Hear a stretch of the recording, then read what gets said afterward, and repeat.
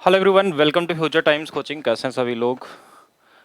And good afternoon to all of you. जल्दी से सभी लोग लाइव आ जाएं और स्टार्ट करते हैं आज की क्लास। और ये है आपका अंतिम प्रहार batch, maths practice batch CBT 2 का डेट भी आ चुका है आज। जैसा आप लोगों को पता चल गया होगा कि डेट आ चुका है। लेवल 4 एंड 6 के लिए एग्ज़ाम का डेट आ चुका है 9 और 10 मई को।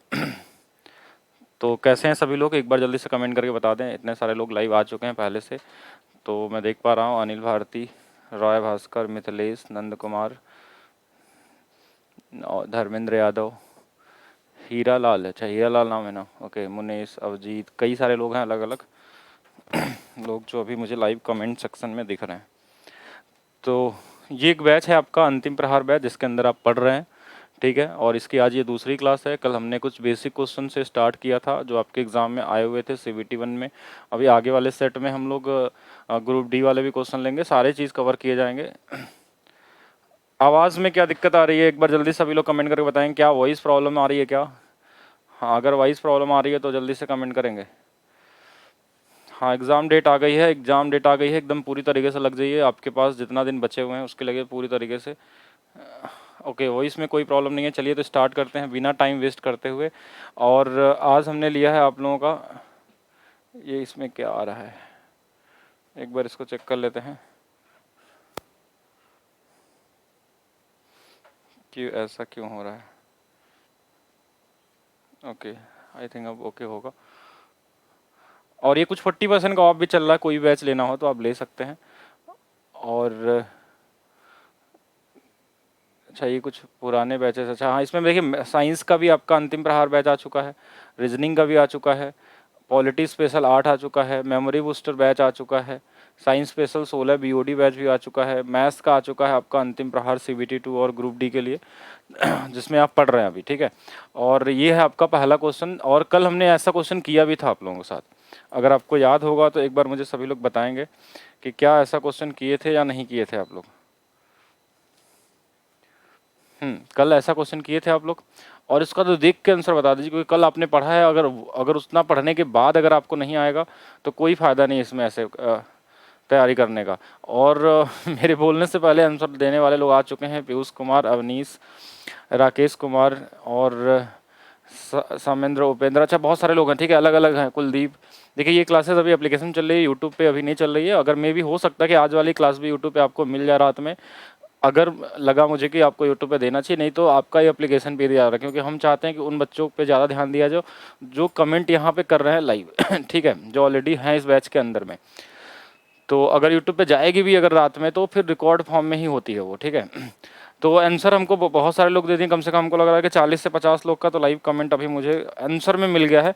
तो यहाँ हम देख रहे हैं कल वाला क्वेश्चन है कम्प्लीमेंट्री एंगल, पूरक कोण, कि जिन दो कोणों का योग अगर 90 हो गया, जैसे इनका इनका हो गया 90, तो इनकी वैल्यू 1 हो गई और 45 की वैल्यू ऑलरेडी 1 ही होती है। तो 3 गुणे में अगर हम 1 कर देंगे तो ये हमारे पास कितना आ जाएगा? 3 आ जाएगा। तो इसका जो राइट आंसर होगा हमारे पास वो कितना आएगा? 3 आएगा। और ये 3 मार्च को आया था, ठीक है। तो सी सी कहाँ से आ गया? 1 कैसे आ गया? इस 3 को भूल रहे हैं क्या? ये इसीलिए दिया गया कि आप गलत करें और 1 भी लिख दें। कुछ लोग जल्दी जल्दी में 1 भी करने वाले, लेकिन 3 ध्यान देना कि जिनका 1 आ रहा, थोड़ा सा फोकस करेंगे क्वेश्चन के ऊपर। बहुत ऐसा नहीं करना है कि जल्दी में पूरा गलत कर डालें, ठीक है। आइए चलते हैं नेक्स्ट क्वेश्चन की तरफ बिना टाइम वेस्ट करते हुए। इस क्वेश्चन को देखिए और आंसर निकालने की कोशिश करिए। एक बेसिक एज का क्वेश्चन है। एज के मैंने बहुत सारे वीडियो यूट्यूब पे भी डाले थे। ट्रिक वाइज से भी कैसे लगाएंगे, ऑप्शन को कैसे देख के लगाएंगे, रेशियो से कैसे लगाएंगे, सारा चीज़ आपको सिखाया गया है। तो यहाँ पे देखिए क्या बोला है कि 6 वर्ष बाद सुनील की आयु, 6 वर्ष आगे की बात बोल रहा है कि कमल की आयु से 2 गुनी हो जाएगी, 2 गुना हो जाएगी। और 2 वर्ष पहले पहले की बात करता तो कमल की आयु से 4 गुनी थी। तो कमल की वर्तमान आयु ज्ञात कीजिए। देखिए एक है हमारे पास सुनील, इसको लिखेंगे सुनील, और एक लिखेंगे कमल। तो देखिए सुनील की आयु जो है 2 गुनी है, और 2 वर्ष पहले मतलब प्रेजेंट से 2 वर्ष पहले अगर देखा जाए तो 2 गुनी बोला था। और 6 वर्ष आगे की बात करें, अगर 6 वर्ष आगे की बात, तो क्वेश्चन में बोला था ये 4 गुनी बोला था और ये वाला 2 गुनी बोला था। ऐसे क्वेश्चन में दिया हुआ प्रेजेंट से 2 साल पहले का और 6 साल आगे का, ठीक है। तो इसमें हम प्रेजेंट वाला रेशियो दिया ही नहीं है, ठीक है। तो हम रेशियो से चेक करेंगे तो कहीं ना कहीं गलत कर देंगे, क्योंकि प्रेजेंट का रेशियो नहीं दिया हुआ है। और कितने लोगों का सही आंसर अभी तक मैं देखा हूँ? 6 बता रहे हैं कुछ लोग 4 भी बता रहे हैं, कुछ लोग 3 भी बता रहे हैं। 3 ऑप्शन में तो है नहीं, तो 3 कहाँ से आ रहा है? अच्छा, तो चलिए देखते हैं यहाँ पे। तो सबसे पहले देखिए, एज का डिफरेंस कभी भी चेंज नहीं होता है। आप अपने जीवन में एक चीज़ याद रखिएगा, अपने लाइफ में जब तक आप एग्जाम दे रहे हैं, कि जब एज का क्वेश्चन आएगा कभी भी आपके सामने, तो दो लोगों के आयु का डिफरेंस कभी नहीं चेंज होता। जैसे आपकी उम्र 10 साल है और आपके भाई की उम्र 12 साल है, आप दोनों लोग कितने भी बड़े हो जाएंगे, एक समय आप 70 के होंगे तो वो 72 के होंगे, तो दोनों के बीच का जो डिफरेंस 2 साल है ना, ये कभी बदलता नहीं है। तो अब 6 साल 2 साल पहले हो या 6 साल बाद हो, एज का अंतर बदलेगा नहीं बदलेगा? यहाँ अंतर 1, यहाँ अंतर 3, कैसे ये कैसे हो गया? मतलब कहीं ना कहीं रेशियो को गलत तरीके से लिख के आपको भरमार्क दिया जा रहा है, या फिर बोले कि इसको अलग तरीके से आपको डिमोटिवेट किया जा रहा है कि अलग अलग अंतर नहीं होना चाहिए। तो आपका काम है उसको सही कर देना बस। तो यहाँ 3 अंतर है, तो यहाँ भी 3 कर दीजिए। 3 करने के लिए इसमें 3 से गुणा कर दिए। 3 से जब गुणा कर देंगे तो देखिए ये बन जाएगा 3 और ये बन जाएगा 6, ऐसे देखिए। अब इन दोनों के बीच का डिफरेंस देखिए कितना इन लोगों के बढ़े हैं, तो ये बोलेंगे 2 यूनिट बढ़े हैं। तो 2 यूनिट की वैल्यू देखिए, 2 साल इधर और 6 साल इधर, मतलब कितना हो गया? 2 साल पीछे और 6 साल आगे, 8 साल का अंतर है। तो ये इससे 4 गुना पे है, तो ये वाली वैल्यू भी, कमल भी 4 गुना पे 4 साल का होगा। अगर ये 4 साल का है, 2 साल पहले 4 साल का था, तो 4 साल में 2 साल जोड़ देंगे तो अभी कितने साल का हो जाएगा? 6 वर्ष का हो जाएगा। और पहला आंसर बिल्कुल सही है, 18 तो बिल्कुल नहीं होगा, ठीक है। और अगर इसका पूछता तो कितना होता, देखिए इसमें भी 4 का गुना कर लेते, 4 गुणे 4 16, 16 2 18, तो सुनील होता 18 का और कमल की आयु होगी 6 वर्ष। तो आपसे कमल का पूछा है, तो कमल कितना है? 6 वर्ष है, ठीक है। तो 6 वर्ष वाले बिल्कुल राइट है। हाँ, 2 साल पहले बोला था, तो थोड़ा सा उसमें जोड़ लीजिए, उसमें क्या करना है, गलत नहीं करना है। गलत करेंगे तो फिर हाँ, ऐसे गलत नहीं हो, छोटे छोटे क्वेश्चनों में कैसे गलत कर सकते हैं, ठीक है। और आपके एग्जाम में देखिए, अगर 35 क्वेश्चन आएंगे तो ये मान के चलिए कि उसमें कम से कम 20 क्वेश्चन आपके इजी टू मॉडरेट लेवल वाले ही होते हैं। मॉडरेट मतलब इजी से थोड़ा सा ऊपर बस। और वो ये टाइप वाले क्वेश्चन है जिनको आप देख के आंसर लगा सकते हैं। देख के मतलब सेकंडों में लगा सकते हैं। देखिए कैसे, 8 से काट लीजिए 40 आ गया, 4 से काट लीजिए 2 आ गया, 2 से 2 कट गया, ऊपर में बच गया 40। देखिए यहाँ से कट जाएगा ये 9 बार में, 9 से ये 20 हो जाएगा, 20 में से 4 गया 16 आ जाएगा, 8 दूना 16, 8 5 40, 5/2 बस हो गया आंसर। कितना समय लग सकता है? ज़्यादा से ज़्यादा 3 4 5 6 7 सेकंड। अगर इजी क्वेश्चन है तो समय कम लगाइए, और उस जो समय बचेगा उसमें अच्छे क्वेश्चनों में आप उसको इन्वेस्ट करिए, ठीक है। क्योंकि उसको आपको मैनेज करना होगा, टाइम कहीं आसान होगा तो कहीं क्या होगा हमारे पास मुश्किल भी हो सकता है। हमने कुछ नहीं किया, देखिए ये भाग था तो पहले भाग, फिर भाग, उसके बाद गुणा करेंगे तो ऊपर नीचे कट जाएंगे। देखिए यहाँ सबसे पहले मैंने भाग दिया, तो ये ऊपर वाला नंबर छोटा है, नीचे वाला बड़ा है, तो नीचे की तरफ जाएगा, तो 9 नीचे आएगा, मतलब 1/9 आएगा। 9 से इस दो बार में कटेगा तो 20 हो जाएगा, 4 घटा लेंगे तो 16 हो जाएगा। तो 8 से काट दिया हमने, इतना ही करना था, कॉमन चीज़ है। तो इजी क्वेश्चनों में आराम से नहीं, एकदम थोड़ा सा स्पीड से करेंगे, जहाँ थोड़ा सा बेहतर होगा, जहाँ कुछ समझने वाली चीज़ें होंगी तो वहाँ हम समझेंगे। इसके लिए मैं आपको थोड़ा सा समय भी देता हूँ। ये कंपाउंड इंटरेस्ट का क्वेश्चन है और रेट निकालने का क्वेश्चन है, और इसमें आपसे अर्धवार्षिक चक्रवृद्धि ब्याज बोला था, हाफ ईयरली वाला भी कॉन्सेप्ट यहाँ पे थोड़ा सा लगाया गया। मैं थोड़ा सा क्वेश्चन के लिए आपको समय देता हूँ।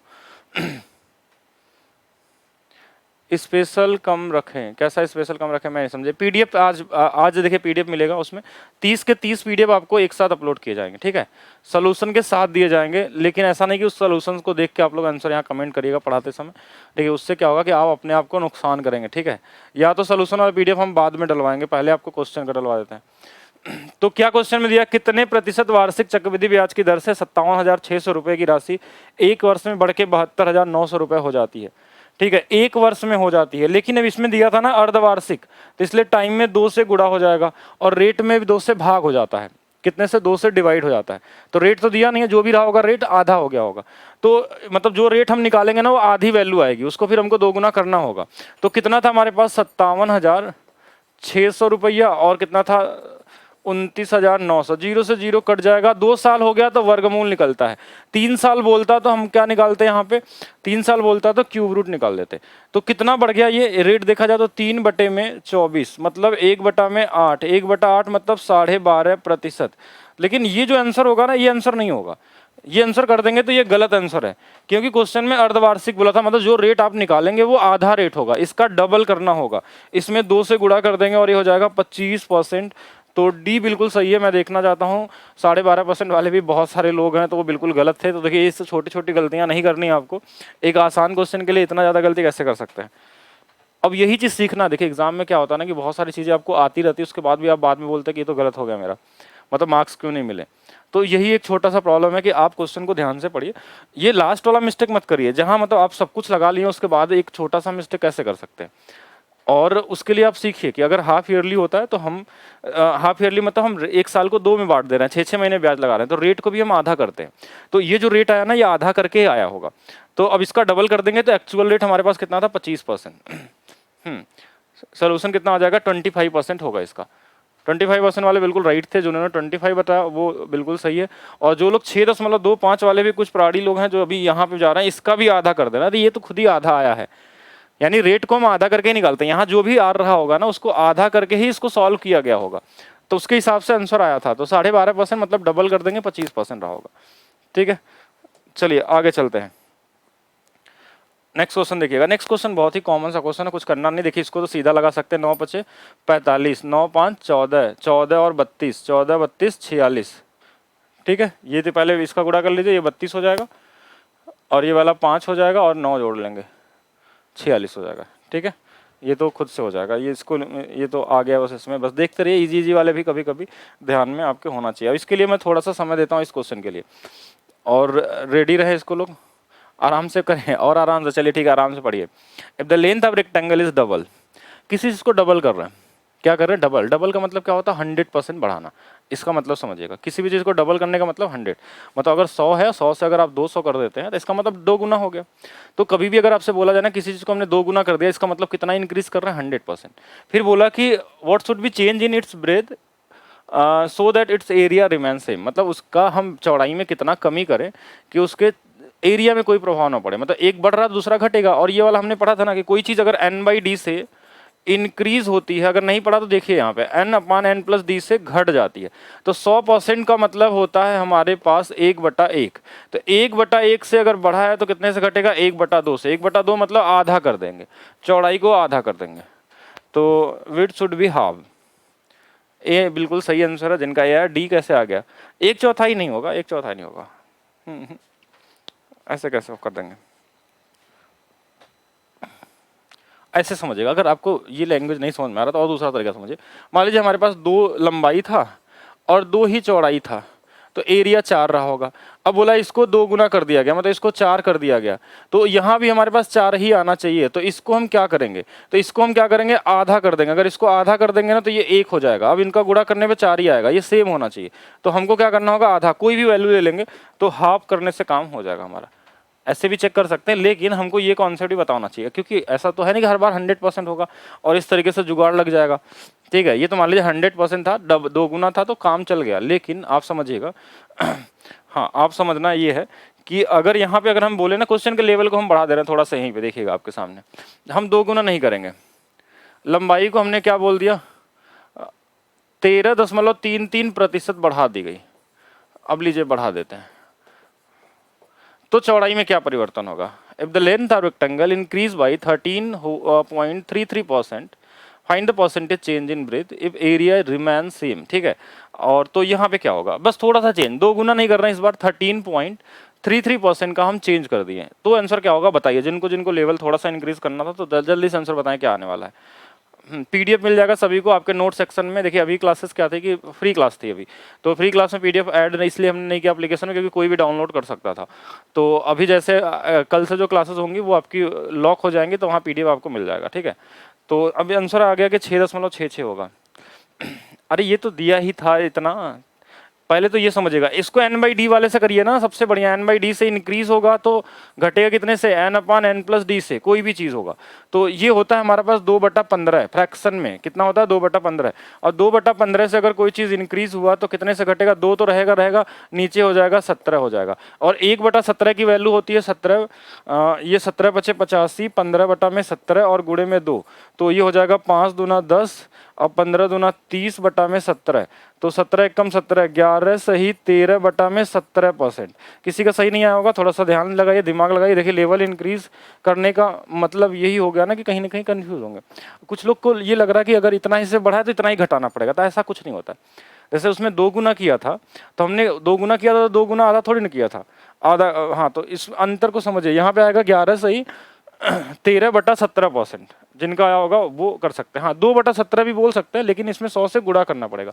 तो इसको हम ऐसा भी लिख सकते हैं, 200/17% भी लिखेंगे तो भी कोई दिक्कत नहीं है, वो एक ही चीज़ है। हाँ, इसको CPR कॉन्सेप्ट भी बोलते हैं हम लोग, कि कोई भी चीज़ इंक्रीज होता है तो कितने से घटता है।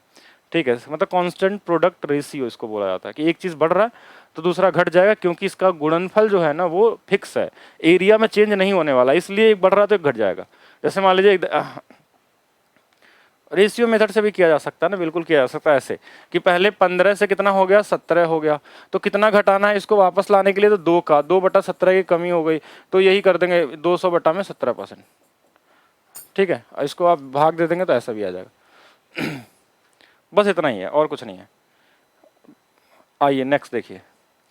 नेक्स्ट क्वेश्चन का आंसर मैं चाहूंगा कि आप लोग बताएं, ठीक है, और सही आंसर बताएं। और मेरे हिसाब से तो 5, 9, 10, 11, 25, 26, ऐसा मुझे क्यों नहीं लग रहा है कि ऑप्शन में आंसर ही नहीं है। देखिए तो आप लोग लगा के चेक करिए क्या आंसर मैच कर रहा है क्या। मेंसुरेशन भी कराएंगे, वेट करिए, सब कुछ होगा, अभी तो धीरे धीरे कर रहा है, स्टार्ट कर रहा है ना अभी तो।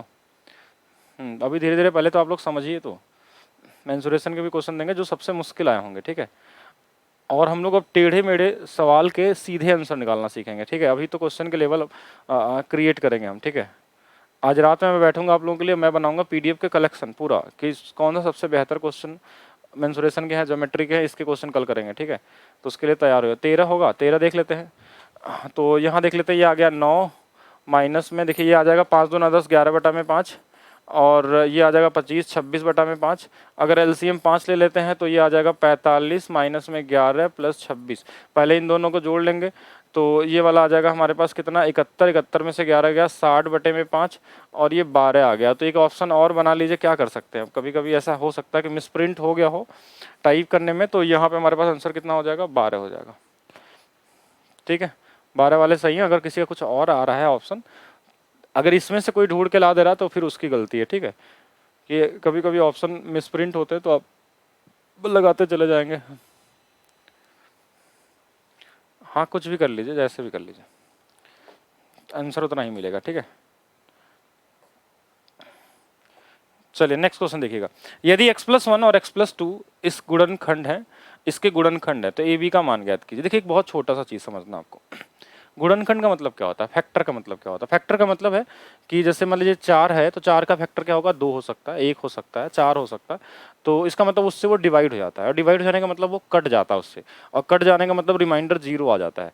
तो अगर ये इसका फैक्टर है ना, तो अगर इसको यहाँ पे हम इसमें वैल्यू रखेंगे इसका, मतलब ये फैक्टर होने का मतलब ये हुआ कि अगर x+1 बराबर में 0 कर दें, x बराबर -1 यहाँ रखेंगे, तो जो भी वैल्यू आएगी वो 0 के बराबर हो जाएगी, ठीक है। अगर हम देखें तो ठीक है, वो किसके बराबर हो जाएगी, 0 के बराबर हो जाएगी। तो यहाँ से हम क्या करेंगे, x की वैल्यू -1 रख के देखते हैं। इसमें देखिए -1 रखेंगे, यहाँ पे -1 का क्यूब, तो ये आ जाएगा -a। यहाँ रखेंगे तो +3 आ जाएगा, यहाँ रखेंगे तो देखिए कितना आ जाएगा, -b आ जाएगा, बराबर में 0 आ गया। तो देखिए अगर यहाँ से a + b बराबर में हमारे पास 3 आ गया, इन सबको इधर ले जाएंगे तो ये 3 आ गया। तो ये हो गया 1 वाले में। एक और फैक्टर दिया था कि x+2 बराबर अगर हमारे पास है तो ये 0 करेंगे तो x का मान -2 रखना पड़ेगा। अब -2 रखेंगे तो देखिए क्या आएगा, -2 रखेंगे, -2 का क्यूब 8, तो यहाँ आ जाएगा 8 है, -8 है। अगर यहाँ पे हम -2 रखेंगे, 2 का स्क्वायर 4 तो यहाँ 12 है, ये आ जाएगा 12। और यहाँ -2 रखेंगे तो 2 माइनस में 2b आ जाएगा, बराबर में 0। इन b वाले को इधर ले जाइए तो आ जाएगा हमारे पास 12 बराबर में 2 कॉमन भी ले लेते हैं तो ये आ जाएगा 4a + b। 2 से ये कट भी जाएगा, मतलब एक वैल्यू हमारे पास आ गई 4a, और +b बराबर में 6 आ गई। अगर इन दोनों को सॉल्व कर दें, अगर इसको घटा ले, माइनस माइनस माइनस करके b से b कट जाएगा, और 3a बराबर में 3 आ गया, तो a बराबर तो 1 आ गया। a बराबर 1 किस में दिया है, जल्दी से देखिएगा। a बराबर 1, a बराबर 1, a बराबर 1, पूरा लगाने की जरूरत ही नहीं है, जब a बराबर 1 है तो b का मान तो निकल ही जाएगा, ठीक है। तो d वाला बिल्कुल राइट आंसर है, d वाला बिल्कुल क्या है, राइट आंसर है। तो यहाँ सीखना क्या, पहले वो समझिएगा। अगर कोई भी क्यूबिक इक्वेशन हो, क्वाड्रेटिक इक्वेशन हो, बाई क्वाड्रेटिक इक्वेशन हो, कैसा भी एक इक्वेशन अगर आपके पास दिया, एक्सप्रेशन दिया हो, ठीक है, तो इनमें अगर इसके फैक्टर होंगे तो इनको 0 से कंपेयर करके आप इनकी वैल्यू इसमें रख के बराबर में 0 लिख सकते हैं। बराबर में 0 क्यों लिखा मैंने, क्योंकि इनके फैक्टर हैं तो रिमाइंडर 0 हो जाता है, इसलिए बराबर में 0 रख सकते हैं। अगर बोलता नहीं कि इनको इनसे भाग देने पे इनका रिमाइंडर 3 आ रहा है तो बराबर में 3 लिखते हैं, लेकिन यहाँ बोला था कि फैक्टर है, फैक्टर का मतलब रिमाइंडर 0 होता है, इसलिए 0 के बराबर करेंगे। तो यहाँ पे क्या होगा आंसर, एक आ गया, दूसरा वाला 2 ही होगा। अब चाहे तो किसी एक में रख भी लेंगे, यहाँ ए का मान 1 रखेंगे तो ये बी का मान 2 आ जाएगा। तो बी की वैल्यू कितनी आ जाएगी, 2 आ जाएगी। तो बी की वैल्यू 2 और ए की वैल्यू 1। ईजी था। पूछे जाते हैं ग्रुप डी में भी, स्पेशली ध्यान रखें ग्रुप डी में कम से कम 10 से ज़्यादा क्वेश्चन सिर्फ इस पैटर्न में पूछे गए हैं। तो इस पैटर्न को ध्यान रखेंगे सभी लोग। अलजेब्रा का या क्वाड्रेटिक इक्वेशन मान लीजिए, या जो भी मान लीजिए, इनका नंबर सिस्टम भी बोल सकते हैं, फैक्टर का क्वेश्चन है, तो जो भी आप चैप्टर मानते हो, लेकिन उसको आप क्या करना है कि ये वाला टाइप आप ध्यान समझिएगा, इस पे क्वेश्चन मिलते ही मिलते हैं, ठीक है। किसी के भी एग्जाम में आ सकता है, किसी सेट में भी आ सकता, हो सकता है आपको इस बार ही मिल जाए। अब आ गया एचसीएफ की बात। तो एचसीएफ कैसे निकालेंगे, पहले हम ऑप्शन का सहारा लेते हैं एचसीएफ में। अगर छोटे नंबर है तो हम एचसीएफ निकालना भले जानते हो, लेकिन हमारा टाइम कब बचेगा। पहला चीज कि एचसीएफ कभी भी ना उस नंबर से बड़ा नहीं हो सकता। जैसे ये 3 नंबर हैं, कुछ कॉमन सेंस आपको समझना पड़ेगा एचसीएफ के बारे में। एचसीएफ कभी भी इन सभी नंबरों में से जो सबसे बड़ा नंबर है उससे, जो सबसे छोटा नंबर है उससे बड़ा नहीं हो सकता। तो 12 से बड़ा तो आंसर ही नहीं हो सकता। तो ये दोनों तो वैसे ही गलत है। अब कोई बोला कि 6 या 3 में से कोई एक आंसर होगा, तो 6 से ये तो कट जाएगा, 6 से दूसरा वाला नहीं कटेगा, तो ये भी गलत हो गया। तो बचा क्या हमारे पास, 3 बच गया। अगर बहुत बड़े बड़े नंबर दिए होते हैं ना, तो करने का तरीका क्या होता है, अगर करने का तरीका देखेंगे बिना ऑप्शन का, तो ये हो जाएगा हमारे पास कितना, कि जो बड़े नंबर होते हैं ना इनका अंतर लिख लेते हैं, इनका डिफरेंस कितना आ गया, 15। अगर इनसे सभी नंबर कट जाएं तो ठीक है, लेकिन वैसे ये बड़ा है तो ये तो होगा नहीं, तो ये नहीं होगा। इससे इसका फैक्टर क्या होगा, 5 और 3। तो 5 से कटेगा, नहीं कटेगा, तो बचा हमारे पास 3। तो 3 से सभी कट रहे हैं और 3 आंसर हो जाएगा। तो डिफरेंस लेके भी लगा सकते हैं, लेकिन अगर छोटे नंबर है तो ऑप्शन से जाइए, ठीक है। और एक चीज कॉमन सेंस आपको क्या सीखना है यहाँ पे, जानना जो बहुत जरूरी है, एचसीएफ में जितने भी नंबर हो, जो सबसे छोटा वाला नंबर होता है ना, उससे बड़ा एचसीएफ कभी भी नहीं आ सकता। जब भी आएगा या तो वो होगा खुद ही, या तो उससे छोटा नंबर होगा। तो इससे बड़ा आंसर तो ये वैसे भी गलत होगा। बाकी इन दोनों में चेक करेंगे हम, ठीक है। हाँ, डिफरेंस देख के देखेंगे भाई, डिफरेंस से ही तो निकालते हैं हम लोग, कोई दिक्कत नहीं है, डिफरेंस ही मैंने बताया आपको ना। बाकी वो लगाने का तरीका अलग है आपका। एक ठोस गोलाकार गेंद का जो आयतन है कुछ दिया हुआ है, उसकी त्रिज्या ज्ञात कीजिए। Common question, formula based question, कोई इसमें मतलब मेंसुरेशन का ही क्वेश्चन है, लेकिन इसमें कोई ऐसा दिमाग नहीं लगाना था। एक बेसिक क्वेश्चन दिया था और देगा इस बार भी 100% देगा, ग्रुप डी हो या फिर सीबीटी 2 हो, क्योंकि आपके जो इजी क्वेश्चन होते हैं वो किसी भी से मिल सकते हैं। और ये इजी नहीं है एक तरीके से, इसमें कैलकुलेशन भी आपका और फार्मूला भी पता होना चाहिए, गोला का फार्मूला कितना होता है, ठीक है। और इसमें कैलकुलेशन भी करना है, कैलकुलेशन भी करना। वैसे तो हमको इसको देख कर तो नहीं लग रहा कि ये वाला होगा, क्योंकि इतना बड़ा रेडियस तो वैल्यू आएगी नहीं, क्योंकि इतना बड़ा रेडियस होता तो इसकी वैल्यू बहुत ज़्यादा होती। तो ये तो गलत होगा, बाकी इसमें से कुछ भी हो सकता है। तो गोले का आयतन होता कितना, गोले का आयतन कितना होता है, 4/3 पाई आर क्यूब।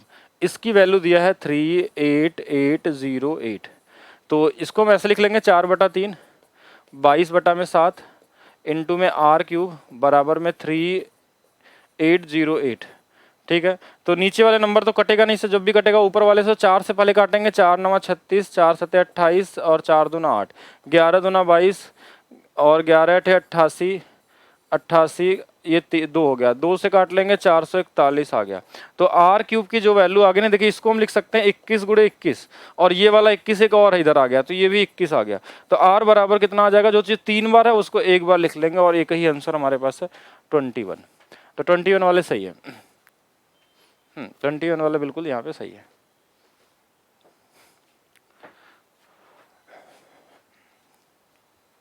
डिजिटल सम से बनाना चाहते हैं, आइए डिजिटल सम से बनाते हैं। 4/3 22/7 गुणे आर क्यूब बराबर में हमारे पास कितना था, 38808। तो 4 गुणे में 22 गुणे में आर क्यूब बराबर में 38808 इंटू में 21। ये वाला नीचे वाला इधर कर दिया। अब इनका डिजिटल सम निकालिए, देखिए 2 2 4, 4 चौके 16, 16 मतलब 7 गुणे में आर का क्यूब, 2 2 4, 4 गुणे 4 16, 16 आ गया तो 6 1 7 आ जाएगा। इधर वाला निकालिए, देखिए ये 2 1 कितना आ जाएगा, 3, 8 8 16 24, 24 3 27, यही होगा ना। 8 गुणे 3 24, 24 3 27, 27 का मतलब आ गया कि यहाँ पे 9 आ गया, तो इधर वाला तो 9 आ जाएगा, इधर वाला 7 आ गया। अब इसकी वैल्यू क्या रखें कि ये 9 बन जाए, तो हम इसका ऑप्शन उठा लेंगे कि अगर इसकी वैल्यू हमने ले लिया, r की वैल्यू 2 1 3, अगर 3 ले लेंगे तो 3 का क्यूब हम कर लेंगे तो कितना आ जाएगा हमारे पास 27 यहाँ पे आ जाएगा। तो यहाँ पे हमारे पास 9 आ जाएगा, 9 का वैल्यू करेंगे तो ये दोनों बराबर हो सकते हैं, मतलब ये आंसर हो सकता है। ये आंसर हो सकता है। 4 2 6 कर लेंगे तो 6 का क्यूब कर लेंगे 216 हो जाएगा। तो यहाँ पे भी आ सकता है, डिजिटल सम में दो आंसर मैच कर जा रहे हैं तो फिर दिक्कत कहीं ना कहीं हो जाएगी, इसलिए बेसिक से लगा लेंगे, ठीक है। क्योंकि जब 2 ऑप्शन मैच कर जाएंगे तो डिजिटल सम वहाँ पे फेल, ठीक है, पूरी तरीके से। ये हो सकता है कि यूनिट डिजिट चेक कर सकते थे, तो यूनिट डिजिट में आपका काम बन सकता है, ठीक है। लेकिन यूनिट डिजिट में ये वाला 1 था तो ये वाला भी फंसता कहीं ना कहीं, तो वो हो सकता है जुगाड़, लेकिन आपको पूरा तरीका भी पता होना चाहिए। पहली 10 विषम प्राकृतिक संख्याओं का माध्य, माध्य किसको बोलते हैं? मैथ्स के बैच की तरह बिल्कुल रीजनिंग का बैच मिल सकता है, क्योंकि रीजनिंग का बैच भी आ चुका है, अंतिम प्रहार बैच, ठीक है। पहले इसको समझिए, हाँ बाद में बैच की बातें करेंगे। 10, हाँ पहली 10 विषम, तो कोई भी अगर लगातार प्राकृतिक संख्या हो, आगे से ध्यान रखिएगा कभी भी आपके एग्जाम में पूछा जाए, कोई भी लगातार संख्याएं मिल जाए जिसको हम क्रमागत बोलते हैं, जो विषम संख्या होती है वो भी क्रमागत होती है, सम संख्याएं वो भी क्रमागत होती हैं, या बोल दे क्वेश्चन में कोई भी क्रमागत संख्याएं हो ना, तो उनका जो हमारे पास माध्य होता है ना, बहुत इजी तरीके से निकाला जा सकता है। वैसे तो अगर विषम संख्या होती है तो उनका माध्य वही का वही होता है, सेम का सेम, पहला तरीका। वैसे अगर मान लीजिए विषम नहीं भी हो, तो अगर क्रमागत संख्याएं हो तो क्या होगा, पहला और लास्ट वाले को जोड़ के आधा कर लेते हैं, बस इतना ही आंसर होता है। कोई भी हो, जैसे अगर मान लीजिए हमारे पास 1 है प्लस 2 है प्लस 3 है, और बोला ऐसे 100 तक का हमको निकालना है कि कितनी होगा, इसका माध्य कितना होगा, इसका औसत कितना होगा, इसका मीन कैसे कितना होगा, तो अंतिम वाले को और पहले वाले को जोड़ के आधा कर लीजिए, मतलब 101/2, और यहाँ से आपका काम बन जाता है, और ये 50 दशमलव कितना हो जाएगा, 5 हो जाएगा। अगर देखिए, अगर इसमें एक चीज और है, पहली 10 विषम प्राकृतिक संख्या, तो जो विषम संख्याएं होती है ना, उनकी प्राकृतिक संख्या क्या होती है, हमेशा जितनी बोले उतना ही आंसर। अगर बोला प्रथम 50 विषम संख्याओं का तो आंसर 50, प्रथम 70 विषम संख्याओं का आंसर तो 70 होगा, प्रथम 100 विषम संख्याओं का वैल्यू तो 100 हो जाएगा, ये सेम आंसर आता है, तो इसमें कुछ करने की जरूरत नहीं होगा। हाँ ठीक है, इजी तरीके से आप इसमें कर सकते हैं। अगर सम बोलता तो उससे एक ज्यादा होता, अगर यहीं पे विषम हट के सम हो जाता कि सम संख्याओं का होता तो आंसर क्या होता, 11 हो जाता, तो आंसर क्या होता था 11। अगर सम होता है तो कितना होता, 11 हो जाता।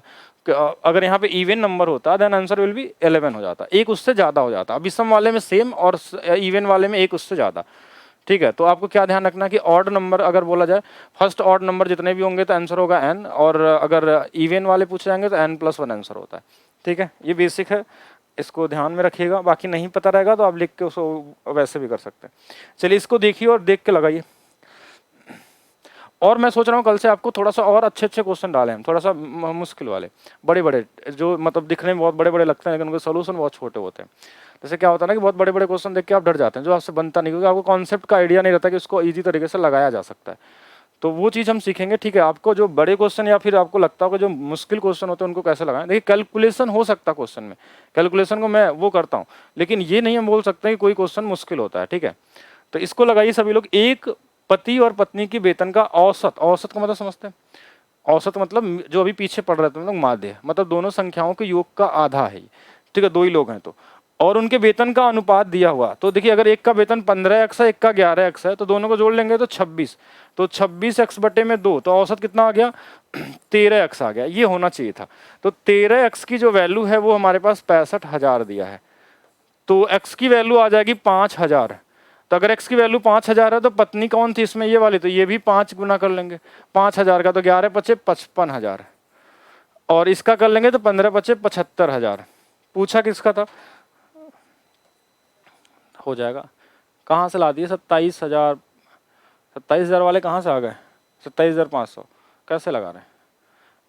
अगर वैसे भी लगाना तो इसको 65 का वो करना पड़ेगा, 2 गुना कर लीजिए, और क्या दिक्कत है, 1,30,000 ऐसे भी कर सकते हैं। ऐसे नहीं करना, देखिए एक तरीका ये होगा कि इन जो अनुपात दिया ना इनका औसत निकाले, देखिए इनको जोड़ लेंगे तो 26 का आधा 13 यूनिट, और 13 यूनिट की वैल्यू 65 दिया है, इससे ये कितना गुना पे है, 5 गुना पे, तो ये भी 5 गुना पे 55, और ये भी 5 गुना पे 75, इनके साथ लगा दीजिए के।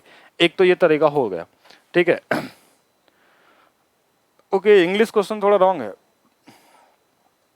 तो 85 के हिसाब से लगा लीजिए, तो इसको 65 कर लेते हैं। अच्छा चलिए ठीक है, और इसके हिसाब से देखा जाएगा, अगर इंग्लिश के हिसाब से लगाए होंगे तो ठीक है, मान लेते हैं आंसर आपका सही होगा।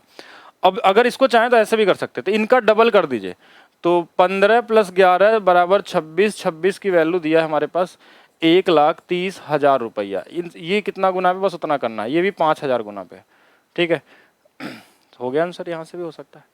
तो ये 5,000 गुना पे, तो ये भी 5,000, ये भी 5,000, ऐसे भी कर सकते हैं। इंग्लिश में थोड़ा मिसप्रिंट है, तो उसके हिसाब से अगर आंसर निकाले हैं तो मैं मानता हूँ आप लोगों ने सही किया है। आप तैयार हैं? लगाइए इसका आंसर, थोड़ा सा समय देते हैं, ट्राई करिए सभी लोग, क्योंकि बहुत ज़्यादा स्पीड से हम लोग लगा दिए, हमको ऐसा लग रहा, थोड़ा सा और आपको ज़्यादा डिस्कस करते हैं हम लोग, और ज़्यादा जानकारी आपको देते हैं। लाइव अभी शो नहीं करता यहाँ से एक्चुअली, इसमें बस आपके कमेंट दिखते हैं कितने लोग हैं, मतलब जो कमेंट कर रहे हैं उनके नाम हमको दिखाई दे रहे हैं। जैसे रवि ने किया, अभी अजीत ने किया है, पीयूष ने किया, राकेश ने किया।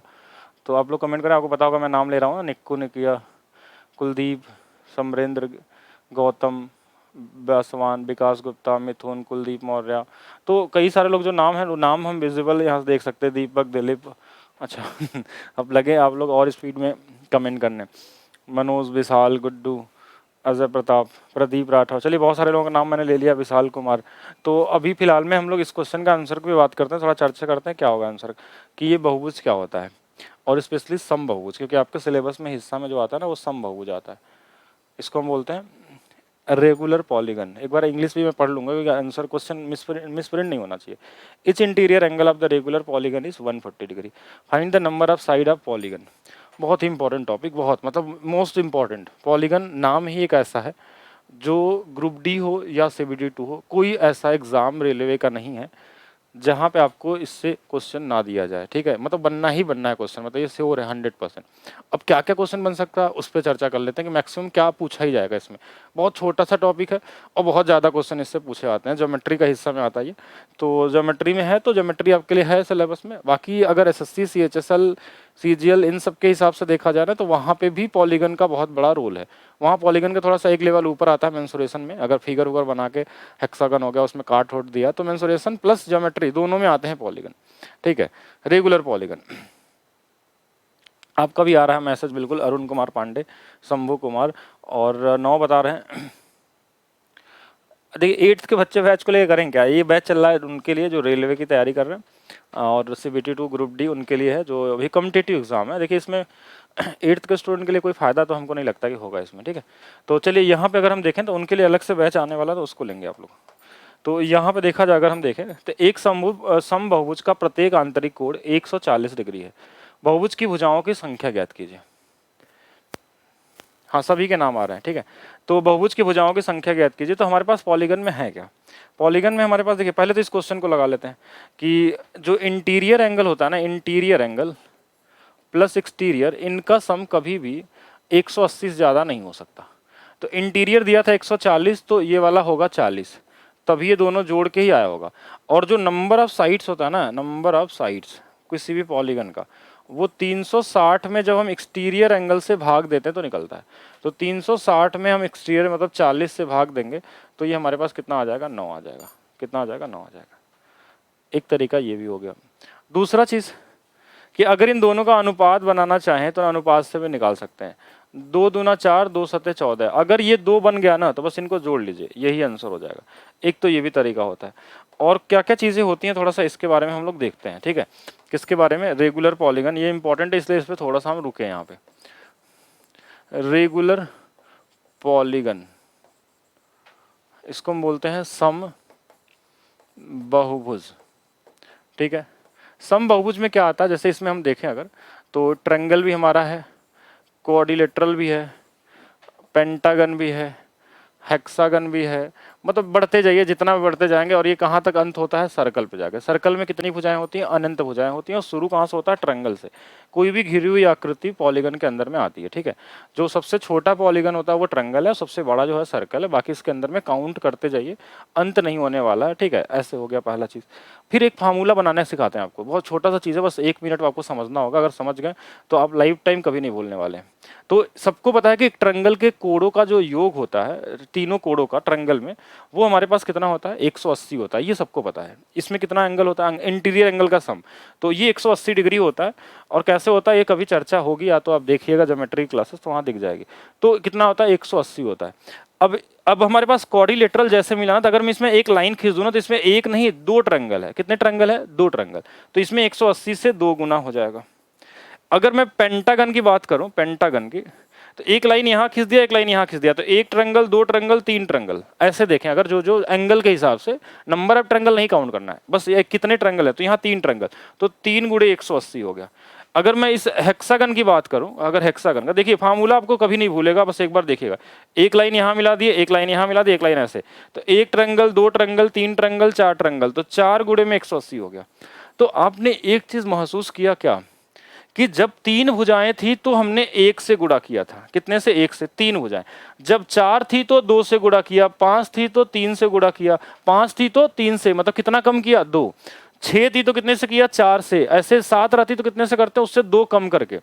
तो मतलब जितनी भुजाएं होंगी उसमें 2 कम कर देंगे और मल्टीप्लाई कर देंगे 180 से, तो क्या निकल जाएगा, आंतरिक कोणों का योग। तो हम यहां बनेगा एक फार्मूला हमारा, sum of interior angle of any polygon, any polygon, तो आंतरिक कोणों का योग, आंतरिक कोणों का योग। तो हम क्या लिखेंगे इन दोनों के लिए, n-2 और उसमें किससे गुणा करेंगे, 180 से, यही हमारा आंसर हो जाएगा। तो कितना भी बड़ा पॉलीगन हो, जितनी भुजाएं होंगी उसमें कितना कम करना है, 2, और 180 से गुणा करना है। अब आप सोचिए 180 से गुणा, दो घटा क्यों रहे हैं, क्योंकि जितनी भुजाएं होती है ना उसमें 2 कम कर देंगे, उतना ट्रायंगल वहां बनता है, ठीक है, उतना ट्रायंगल बनता है, इसलिए उसमें हम 180 से गुणा कर लेते हैं, ठीक है। तो ये सीधा सीधा n-2 या तो याद कर लीजिए या तो समझाएं हम जिस तरीके से, समझ लीजिए।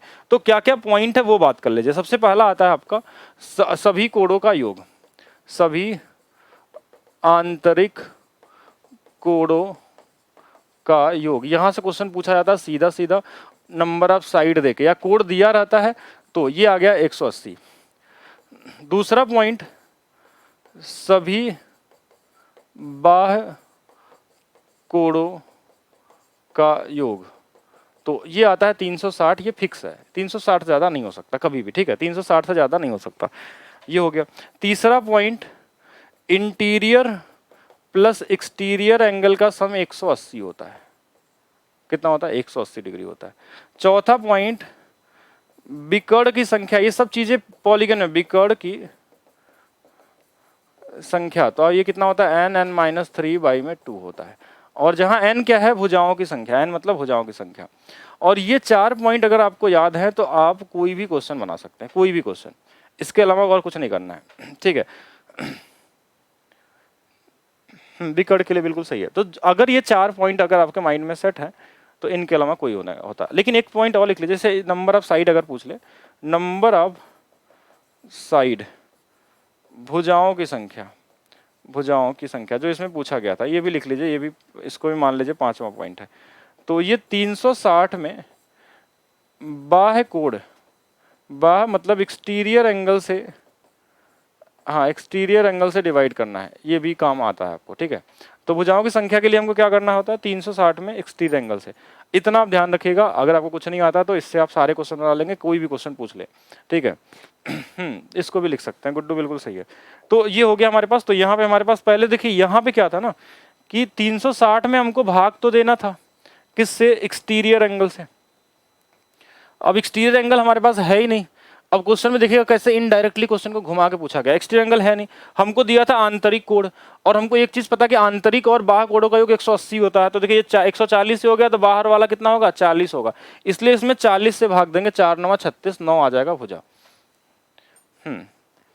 इंग्लिश में रिपीट कर दें, यहाँ पे देखिए, sum of all interior angle of any polygon, ठीक है। हाँ, यहाँ होगा sum of exterior angle of any polygon, interior plus exterior angle का जो सम होगा 180 डिग्री होता है। हाँ, नंबर ऑफ डायगोनल्स निकालने हो तो यहाँ पे n-3/2 where n is the number of sides, और नंबर ऑफ साइड्स निकालना हो तो 360 बाई एक्सटीरियर एंगल, इतना ही होगा हमारे पास। आइए नेक्स्ट देखते हैं, बहुत ही कॉमन और बहुत ही बेकार और बहुत ही आसान, और ये परसेंटेज का सबसे बेसिक क्वेश्चन, पास और फेल से रिलेटेड। तो बहुत ही कॉमन सा क्वेश्चन है, बस एक अपना कॉमन सेंस लगाना और उससे कर लेंगे। अच्छा, इस बैच के लिए पहले सबसे पहले आप रिक्वेस्ट किए थे, तो आपके कहने पे ही स्टार्ट भी हुआ होगा, ठीक है, कि जो अच्छे स्टूडेंट होते हैं उनकी बातों को सुना जाता है, ठीक है। अब आपका नाम बहुत यूनिक सा जो मैं पढ़ नहीं पाता हूँ हर बार। तो हाँ, यूट्यूब पे हमने देखा था, आप लोग 2-3 लोग आपने बोला था, इसलिए इस बैच को हमने शुरू किया था। और ऐसा कोई प्लान नहीं था, लेकिन बैच आप लोगों के लिए स्टार्ट किया गया, तो आप लोग इसको शेयर करिए, क्योंकि कल तक इसको और स्टार्ट एडमिशन इसके चलेंगे, उसके बाद नहीं होंगे इसमें, ठीक है। अब बताएंगे बाकी लोग कि 225 आ रहा है क्या। वैसे तो इसमें कुछ करना नहीं है, 40% में पास हो जाता, 70 पाया है, 20 की कमी थी, तो मतलब 40% की वैल्यू 90 आ गई। लिख सकते हैं, देखिए ऐसे लिख सकते हैं क्या, 40% की वैल्यू 90 आ जाएगी, क्योंकि 70 तो मिला ही है उसको, फेल भी है, और 20 मिल जाता तो पास हो जाता, तो मतलब 90 अंक पे 40 के बराबर होगा। अब इसको फ्रैक्शन में बदल लीजिए, थोड़ा इजी रहेगा, 2/5, 2 बराबर 90, कितना गुना पे, 45 गुना पे, तो ये भी 45 गुना पे 225, ये आंसर हो गया।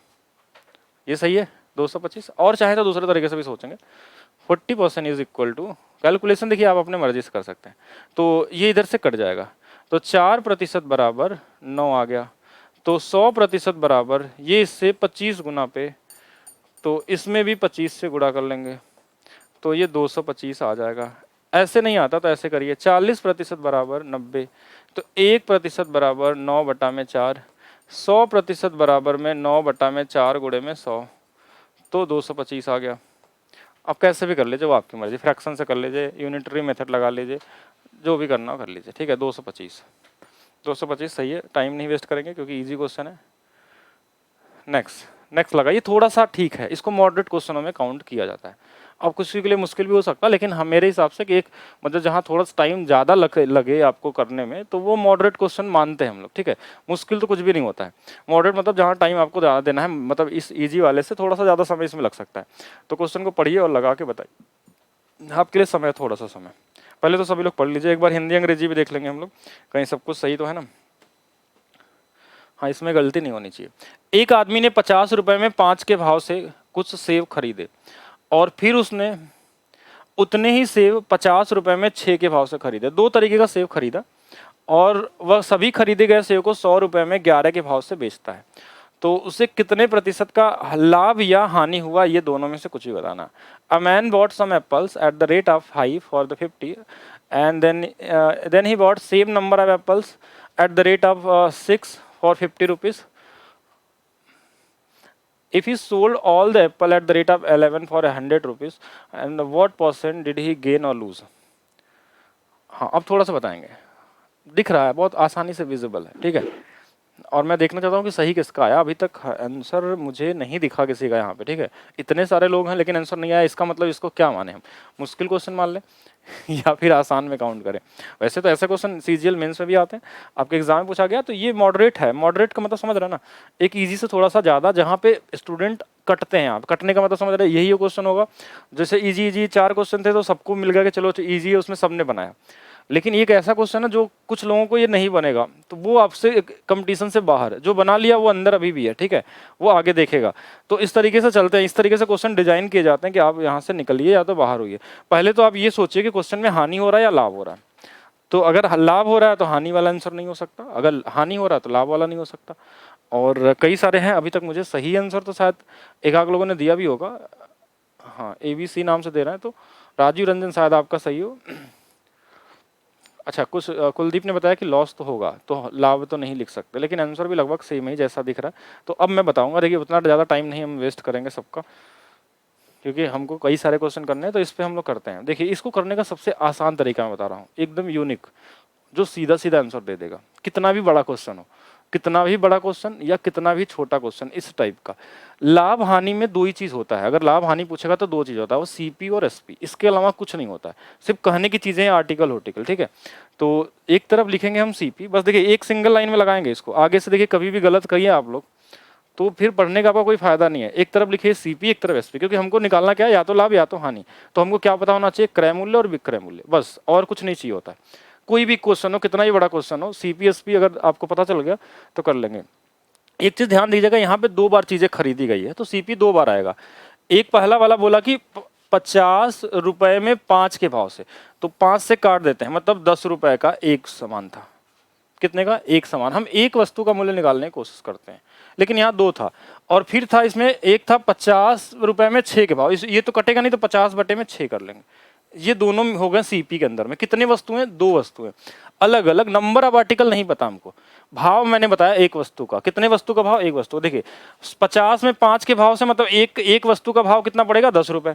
इसमें 50 में 6 से भाग दे देंगे तो ये पैसे की बात हो रही है, तो पैसा ही लिख रहे हैं यहाँ पे हम, पैसा है ये, ठीक है। मतलब एक वस्तु का मूल्य 10 रुपए। और कितनी वस्तु थी ये नहीं पता, लेकिन हमने एक मान लिया कि एक यहाँ पे और एक यहाँ पे, एक एक वस्तु का मूल्य, सिर्फ एक यहाँ एक यहाँ। बेचा हमने कितने? 100 रुपए में 11 से, तो 100 में किससे भाग दे देंगे? 11 से। लेकिन यहाँ तो बेचा एक ही वस्तु ना, ये कितने वस्तु का मूल्य निकला? एक। और यहाँ खरीदे थे 2, हमने मान लिया 2 ही वस्तु था, एक ये वाला एक ये वाला, तो इसमें इसलिए 2 से गुणा कर देंगे। अगर मान लीजिए यहाँ एक ही वस्तु खरीदे होते तो यहाँ 2 से गुणा करने की जरूरत नहीं थी। अब आपको क्या करना है, अब ये कट जाएगा, या तो काट लीजिए, या तो ऐसा देखिए 2 से कट जाएगा 25 बार, 2 से कट जाएगा 3 बार, तो 30, हाँ 30 हो जाएगा। 30 25 कितना हो जाएगा? 55 बटा में 3, और इधर आ जाएगा 200 बटा में 11। तो 5 से काट लेते हैं 11 बार में, 5 से काट लेते हैं 40 आ गया। इसका गुणा इधर कर देंगे तो 121 आ जाएगा, इधर आ जाएगा 120। मतलब हानि हो गई, कितने की हानि है? 1 रुपए की हानि हो गई। 1 रुपए की हानि है किस पे? 121 पे। गुणे में 100 कर लीजिए, 100 बटा में 121%। कौन सा वाला? पहला वाला आंसर। तो बहुत ही छोटा सा, बहुत ही आसान सा क्वेश्चन, ठीक है। लॉस होगा आंसर, ये ऑप्शन बिल्कुल सही है। बहुत देर बाद लोगों ने लगाया, लेकिन इसका सबसे बेसिक तरीका यही है। कितना इस टाइप के जितने भी क्वेश्चन आपको मिले हो आज तक, आप उठाइएगा, सिर्फ इसी तरीके से लगाइएगा। नंबर ऑफ आर्टिकल निकालने की जरूरत नहीं है। यहाँ पे आर्टिकल मानिए हमेशा एक, वो सबसे आसान तरीका होता है इसमें, क्योंकि बहुत सारे लोग इसमें रेशियो बनाने की कोशिश करते हैं। ऐसे करते हैं कि 50 वाला 5 के भाव से, फिर 50 रुपया वाला 6 के भाव से, ये है सीपी, ये है सीपी, फिर एसपी वाला आएगा कि 100 वाला 11 के भाव से, फिर इनको बराबर करेंगे, कुछ 6 से इसमें 5 से गुणा, फिर इसको बराबर।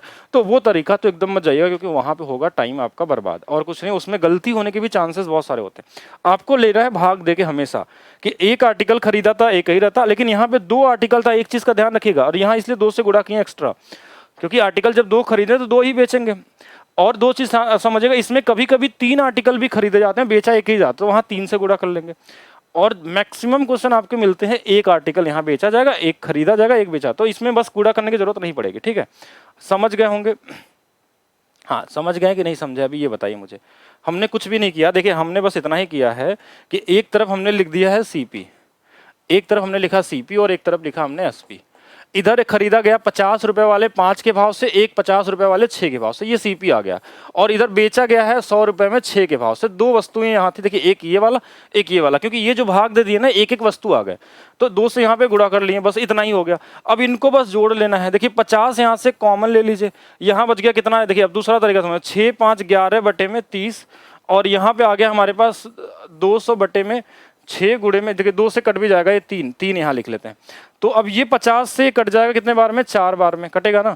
इसका गुणा इधर कर लेते हैं, ये वाला 11 तियां 33 आ जाएगा। और ये देखिए कहाँ पे गलत कर दिए क्या हम लोग? 50 तो हमने यहाँ कॉमन लिया था, ये हमारे पास 6 5 11 बटे में 30 था, और यहाँ पे हमारे पास कितना था? ये 200। अच्छा, जब ये 202 से गुणा कर दिए तो इसको काटेंगे कैसे? देखिए ये तो 2 से गुणा हो गया ना, तो यहाँ मतलब 6 ही रहेगा। हाँ यही था इसमें। तो हाँ, तो ये वाला 4 से कट गया, ये 4 बटे 6 2 बटे 3, उसके बाद मल्टीप्लाई करके आप इसको कर सकते हैं। एक ही चीज़ आएगा, वही हमारे पास बन जाएगा 121 बटे में। तो एक, हाँ कितना? 121 और 120 का, या पूरा फिर से देख लीजिए एक बार ऐसे। हाँ तो देखिए यहाँ पे हमारे पास क्या था, अगर ये कट भी गया ना तो इसको 10 आ गया। अब यहाँ देख लीजिए हमारे पास कितना आ गया? 60, और ये हमारे पास कितना आ गया? 60 और 50, 110 बटे में 6। और ये वाला हमारे पास कितना था? और ये वाला हमारे पास 100 बटे में 6 नहीं था, 11 था, ठीक है, इसलिए गलत आ रहा था। और इंटू में 2 था। अब 0 से 0 हमने काट लिया, 11 गुणे 11 करेंगे तो 121 हो जाएगा। यहाँ 60 दूना 120 हो जाएगा। तो इधर वाला इधर देखिए, ये सीपी ये एसपी, 1 रुपए की हानि 121 पे गुणे में 100 कर लीजिए, बस यही आंसर हो जाएगा, ठीक है। और ये सभी क्वेश्चन में अप्लाई होगा, हर एक क्वेश्चन पे, कितना भी बड़ा क्वेश्चन, कितना भी मुश्किल क्वेश्चन हो, और सब आपको आसान दिखने लगेंगे, क्योंकि यहाँ बहुत क्लियरिटी रहती है। नंबर ऑफ आर्टिकल मानने की जरूरत नहीं होता, अगर नंबर ऑफ आर्टिकल आ भी जाए ना तो 2 आर्टिकल इधर भी थे, 2 आर्टिकल इधर थे, तो इससे भी कंपेयर कर सकते हैं। तो आप लोग बताएंगे ना कैसे क्वेश्चन में फंसते हैं, आप मुझे भेज दिया करिए, सबके पास नंबर है, और नहीं नंबर है तो देखिए ये नंबर लिख लीजिए। आप कभी भी अगर आपको लगे कि जो मुश्किल हो एक्चुअल में, ठीक है, वैसे क्वेश्चन मुझे भेजिए कि आप इस वाले बैच में हमको क्वेश्चन का तरीका बताइए, क्या इजी और हो सकता है, या फिर कैसे लगाएंगे हम। ये नंबर सभी लोग नोट करके रखेंगे। कोई भी क्वेश्चन अगर आपको किसी भी चैप्टर में वो लगता हो, और उस टाइप के क्वेश्चन आपके एग्जाम में आते हो, आपको लगता है क्योंकि आप ज़्यादा प्रैक्टिस कर रहे हैं, ठीक है, सभी लोग अलग अलग जगह से लगा रहे हैं, तो अगर वो क्वेश्चन आता हो, ऐसा नहीं कि एक ही क्वेश्चन स्पेशल हो, बस उसके लिए कोई ट्रिक बनाने कोई मतलब नहीं होता, ठीक है। जो क्वेश्चन का नंबर ऑफ टर्म्स ज़्यादा हो, ज़्यादा बार दिखता हो, हर जगह दोबारा मिल रहा हो, और उसका कोई जुगाड़ आपके पास है, अगर लगाते भी हैं तो उससे और जल्दी चाहते हैं, तो यहाँ भेजिएगा क्वेश्चन, हम उसको डिस्कस कर लेंगे क्वेश्चन देख के, ठीक है। बाकी यहाँ पे देखते हैं, नेक्स्ट क्वेश्चन की तरफ चलते हैं। नेक्स्ट क्वेश्चन हमारे पास देखिए क्या है, कॉमन क्वेश्चन, इसको बोलते हैं बेकार वाला, मतलब जो मैंने बताया ना इजी वाला क्वेश्चन, सिंपल इंटरेस्ट। लगभग 90% क्वेश्चन इजी होते हैं, 10% छोड़ दिया है तो। अब वो 10% में आते हैं इंस्टॉलमेंट, जो आपके एग्जाम में बहुत ही रेयरली पूछा आता है, ठीक है। सभी चैप्टर करवाए जाएंगे, हाँ वो करेंगे हम लोग। तो यहाँ पे देखा जाए क्या बोला, 50,000 रुपए की राशि एक निश्चित ब्याज दर पे 5 वर्ष में 20,000 हुआ है। 5 वर्ष में मतलब 1 वर्ष में कितना होता है, ये सिर्फ 4 ही हजार होता है, और रेट तो 1 साल का ही निकलता है ना, क्यों, क्योंकि ब्याज की दर हमें वार्षिक ही निकालते हैं।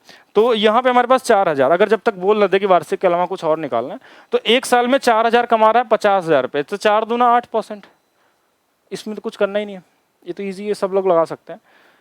देखिए ये ऐसे देख लेंगे, 4,000 कमाया 1 साल में, और किस पे 50,000 पे, और गुड़े में 100 कर लीजिए, 2 जीरो यहाँ चला जाएगा, 2 जीरो यहाँ चला जाएगा, और 5 से 8 बार में कट जाएगा, ठीक है, इजी है ना, कर लेंगे। इजी ही है, चलिए आगे बढ़ते हैं नेक्स्ट क्वेश्चन में। एक दुकानदार ने निर्माता से 37,500 में 25 कुर्सियां खरीदी, 25 से 15, 25, 25, 12, 15, 1500 की एक कुर्सियां खरीदी, और उन्हें 5 कुर्सियों के विक्रय मूल्य के बराबर लाभ होता है। लाभ कब होता है? लाभ लाभ के लिए मैंने बताया क्या होता है, सीपीएसपी के अलावा लाभ का कोई मतलब नहीं। कोई भी क्वेश्चन हो प्रॉफिट लॉस में, लाभ, अगर लाभ और हानि की बात होगी तो हम क्या बात करेंगे, सीपीएसपी। और लाभ हमको कितना हुआ है, इस पर दे दिया 5 कुर्सियों के विक्रय मूल्य, ठीक है। क्या बोला होगा, selling of 5 chairs, selling price of 5 chair, मतलब हम देखिए लाभ बराबर हम ऐसे लिख सकते हैं क्या, लाभ बराबर सेलिंग प्राइस माइनस में सीपी। तो लाभ हमको कितना हुआ, 5 एसपी के बराबर लाभ हुआ है, ये 5 एसपी के बराबर लाभ हुआ। कितने वस्तुएं खरीदी गई थी, 5, बेची कितनी गई थी, सीपी में इतना, तो एसपी को एक तरफ, इसको इधर कर लीजिए। देखिए 25 एसपी बराबर सीपी बराबर 20 एसपी हो जाएगा। तो सीपी और एसपी का अनुपात यहाँ से कितना आ जाएगा, देखिए ये वाला इधर आ जाएगा, ये वाला इधर आ जाएगा, तो 20 और 25 का, और 20 यूनिट की वैल्यू कितना दिया हमारे पास, 1500, कितना गुना पे, 0 से 0 कट जाएगा, देखिए 0 से 0 75 गुना पे, तो ये वाला भी कितना गुना, 75 गुना, 25 गुणे 25, 625 गुणे 3 1875, तो एक वस्तु का मूल्य कितना है, 1875। एसपी के नीचे क्या आ रहा है, हाँ लिख लीजिए, ठीक है, वो तो पुराना क्वेश्चन हो गया, अभी इसको देखिएगा। लाभ अगर दिया है ना, कभी भी अगर लाभ आपको रुपए में ना देके आपसे बोले कि सीपी में लाभ हुआ है, एसपी में लाभ हुआ, ऐसा क्वेश्चन आता है, अच्छा क्वेश्चन है। तो अब यहाँ पे लाभ जो दिया था ना, 5 कुर्सियों के विक्रय मूल्य, मतलब ये लाभ 5 रुपया नहीं है, 5 विक्रय मूल्य के बराबर लाभ है, तो लाभ के नीचे हमने 5 विक्रय मूल्य लिखा।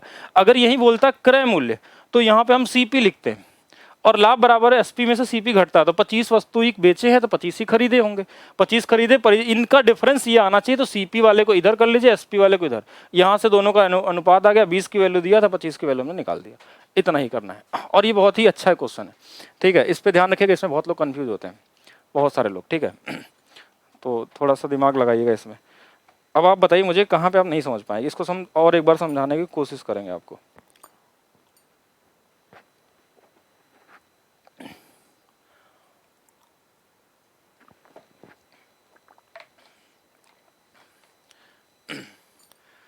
फिर से समझाएंगे, ठीक है, समझिएगा, आप समझिएगा एक चीज़, यहाँ से एक बार मैं और ट्राई करते हैं। प्रॉफिट जो होता है वो क्या होता है, जब हमारा सेलिंग प्राइस बड़ा होता है तो हम सीपी में घटा लेते हैं, मतलब जब आप बेचते हैं कोई चीज़, जब वो ज़्यादा हो जाता है, क्रय मूल्य से तभी लाभ होता है। तो आपको लाभ हम पैसे में बताया नहीं, हम क्वेश्चन में बता दिया कि लाभ जो हुआ है ना आपको 5, हाँ 5 सेलिंग प्राइस के बराबर होगा, सेलिंग प्राइस एसपी इसका, तो ये हमने लाभ के नीचे लिख दिया। अब कितनी वस्तुएं या कितनी कुर्सियां खरीदी गई थी, तो कितनी खरीदी गई थी 25, तो सीपी है तो इसलिए 25 सीपी लिखेंगे इसके साथ। और कितनी यहाँ पे बेची गई थी, तो 25 खरीदी गई तो 25 बेची गई होंगी, तो इसके साथ एसपी लिखेंगे। इनका अंतर ये 5 के बराबर होना चाहिए था। तो फिर हमने क्या किया कि जो सीपी वाला है ना, सीपी देखिए इसको हम इधर ले गए और इसको मैं इधर लाया, तो माइनस इधर आएगा तो क्या हो जाएगा 25 सीपी इधर हो जाएगा, और ये इसमें घट जाएगा तो ये 20 क्या होगा एसपी होगा। अब आपको यहाँ से सीपी और एसपी का अनुपात निकालना है। जो सीपी के साथ बैठा होता है ना वो एसपी के नीचे चला जाता है, और जो एसपी के साथ चिपका होता है ना वो सीपी की वैल्यू होती है। अनुपात में ऐसे ही चलता है। तो ये देखिए ये सीपी हो गया, ये एसपी हो गया। अब हमसे बोला था सेलिंग प्राइस बताइए कुर्सी का। अब एक कुर्सी का मूल्य जो था ना वो सीपी था, वो 1500 था। कैसे आया ये 1500, ये देखिएगा, क्योंकि देखिए टोटल हमारे पास था 37,500 रुपए में 25 कुर्सी थी, 25 से भाग दे दिए 15 बार में 1500 रुपए की। एक कुर्सी की कीमत 1500 थी, लेकिन क्वेश्चन में बोला नहीं ये तो 20 रुपया है, तो ये इससे 75 गुना पे हो गया। 0 से 0 कट जाएगा 75, तो इसमें भी हमने 75 से गुणा कर लिया, ये आ गया 1875। कितना आ गया 1875। अब फिर से समझिएगा, अब ये रेशियो कैसे बनता है, एक बार और अपना कॉमन सेंस लगाइए कि इसको ऐसे सीपी को सीपी छोड़ देते, इस एसपी को इधर नीचे ला दीजिए, तो हमारे पास यहाँ पे क्या होगा, ये ऊपर वाली वैल्यू यहीं रही और ये वाला नीचे चला गया। देखिए तो एसपी के नीचे 25 आ गया, सीपी के नीचे 20 आ गया, ऐसे ही बनता है। और जैसे एक बार और समझ सकते हैं इसको, कहीं अगर लिखा है ना कि 4a बराबर में 5b, तो अगर ए बी का अनुपात यहाँ चाहिए ना, तो जो ए के साथ है ना वो इधर वाला वैल्यू हो जाएगा 5, और जो बी के लिए होगा इसके साथ वाला हो जाएगा 4, ऐसे अनुपात निकलता है। कहीं अगर आपका लिखा रेशियो में, हाँ रेशियो में अगर आपको लिखा हुआ हो, ये तो बेसिक कॉन्सेप्ट है, ये तो आना चाहिए आपको। वैसे तो मान लीजिए लिखा है 23a बराबर 25b, और आपसे पूछा जाए ए बी का अनुपात बताइए, तो जो बी के साथ वैल्यू होती है वो इधर आ जाती है, और जो ए के लिए जो वैल्यू साथ है ना वो इसका वैल्यू हो जाती है, किसके लिए 23 हो जाता है, उल्टा हो जाता है। जो जिसके साथ बैठा होता है ना उसकी वैल्यू कभी नहीं होती रेशियो में, अगर बराबर में दिया हुआ तो यहाँ से आप कर सकते हैं। बाकी आप वीडियो को एक बार और देखिएगा, ठीक है, हाँ इस क्वेश्चन के लिए, क्योंकि इसमें डाउट आपको बन गया है। नेक्स्ट क्वेश्चन देखिएगा।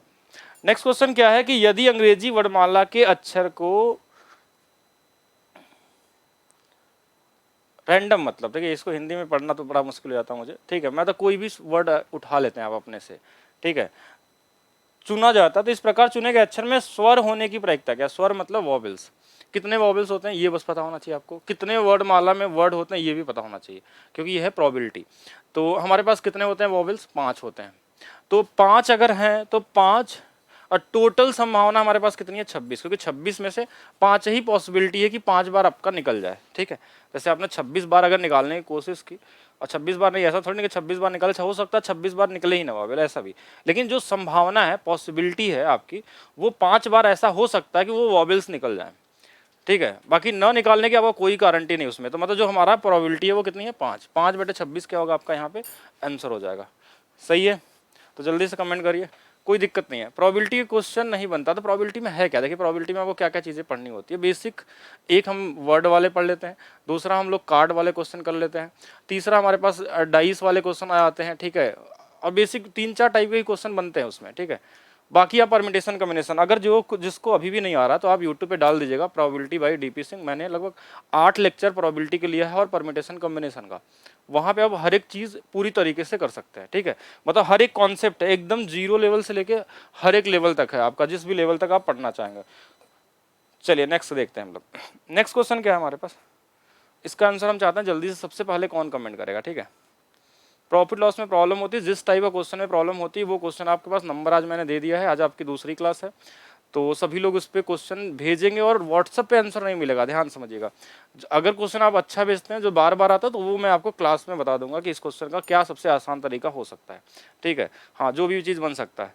कार्ड वाले में प्रॉब्लम होता है, ठीक है। तो अगर प्रोबेबिलिटी में आपको प्रॉब्लम होती है तो एक क्लास आप लोगों के लिए लेंगे हम, ठीक है, यूट्यूब पे ही बदले लेंगे, जिससे कि आपकी सारी समस्याएं दूर हो जाएंगी प्रोबेबिलिटी में। तो चलिए देखिए इसको, एक स्कूटर सवार 5 घंटे की यात्रा करता है, वह पहली आधी दूरी 21 किलोमीटर प्रति घंटा की चाल से, और जो रिमेनिंग है शेष दूरी है वो कितना करता है, 24 की स्पीड से चलता है।